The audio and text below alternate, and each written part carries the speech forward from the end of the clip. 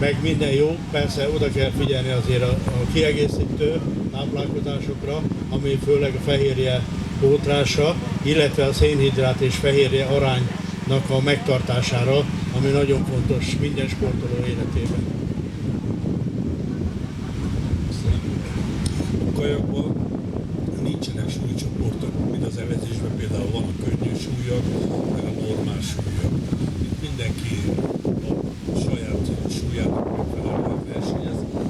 Az én tapasztalatom az volt, hogy az időben, hogy 2 kiló plusz volt rajtam, az már meglátszott a teljesítményemen. Hát az én időben annyira nem volt az étkezése, annyira nem foglalkoztak különösebben.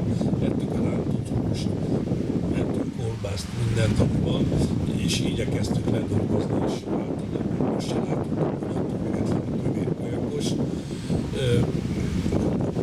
A mostani világban viszont én szerintem a dopingnál sokkal hatékonyabb, ha valakinek jó diabetikusa van, és úgy tud készülni segítséggel, hogy az energiáit úgy tudja összpontosítani, segítséggel hozzáteszem, hogy az jó legyen, és ezt tartom tisztességesnek és a jövő útjának.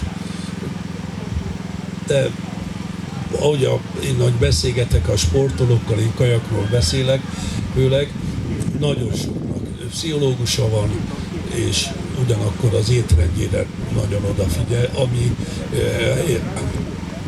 a helyes táplálkozás azért nem 2 fillér. Tehát elég nagy összegeket tud az elvinni. Mivel motiválnátok a fiatalokat, hogy a sportágatokat válasszák? És mit tanácsolnátok nekik?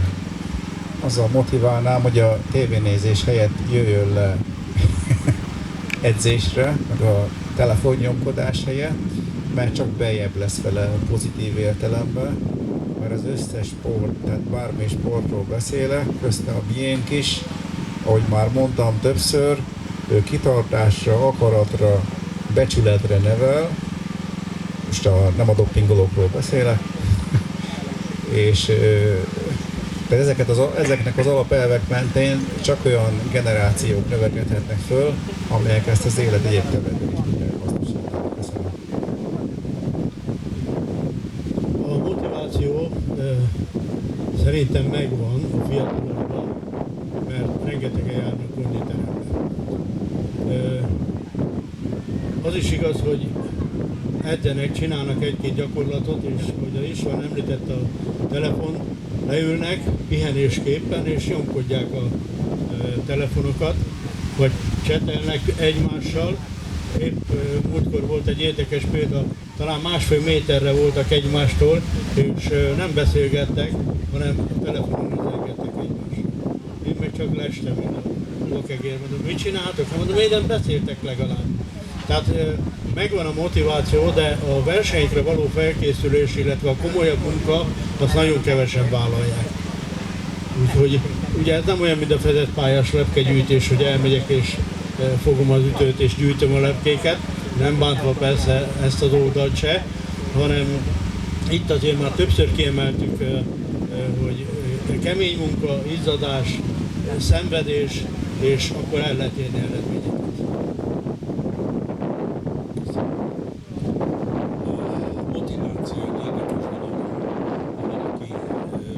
Sportág is, neki nem tetszik, nem szabad erőltetni, hogy azt a sportot csinálja.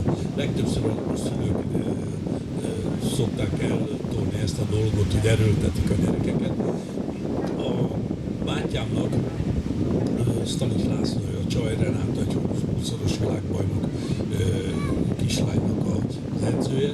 Ő például kezdte bevezetni az általános iskolákba, hogy minden osztályt, alsó tagozatos osztályokat főleg vigyenek el mindenféle sportágoknak az edzéseire. Hogy ha valamelyik megragad benne, mert lehet, hogy egyiknek az úszás tetszik, a másiknak a vívás, ökölvívás, vagy a bármilyen küzdősport például, vagy a kajak. Tehát azt a sportágat kéne megtalálni, amiben ő jól érzi magát. A másik, hogy nem egy gyereket is levittem volna kajakozni, de mindig kikötöttem, hogy egyedül ne jöjjön le. Hozza magával a barátait. Mert hogyha ha egyedül lejön, akkor csak egy vadidegen környezetben csak tengleng, és a végén nem jön vissza. De ha lejön, mit tudom, 2-3 barátjával, és bármilyen időzélben vett túlmozgásos gyereket ott lehet tartani azzal, hogy nagyon hamar megtalálja maga arcára hasonlító, tehát jellembe vagy bármibe ilyen gyereket, tehát hogy azzal tud barátkozni, és új barátságok vannak. És a másik, hogy a gyerekkori barátságok általában az életre szólnak, a felnőttkori nem vagyok benne biztos. Nem egy könnyű dolog ezt, mondom, rávenni a gyerekeket a sportolásra, pláne úgy, hogyha olyan sportágat választod, neki azt mondja, ami nem az övé. Tehát a lélekben semmi nem, porcikája nem kívánja. Van esetleg a közönségből valakinek kérdése?